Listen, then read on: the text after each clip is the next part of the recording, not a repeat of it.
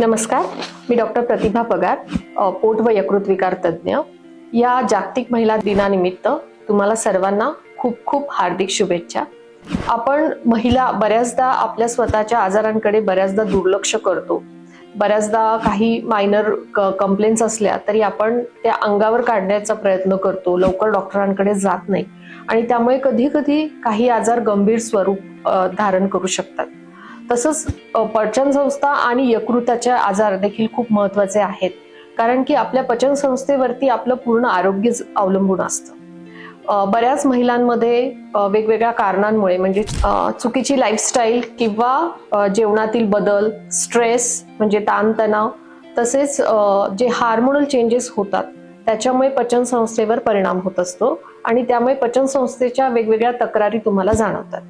जसं की acidity, constipation म्हणजे पोट साफ न होणे किंवा ब्लोटिंग होणे, पोटात गॅस होणे, अशा विविध तक्रारी महिलांमध्ये खूप कॉमन असतात. या महिला दिनानिमित्त मी सर्व महिलांना आवाहन करते की आपण आजपासून ठरवूयात की आपण आपल्या पचन संस्थेचं आणि यकृताचं चांगली काळजी घेणार आहोत.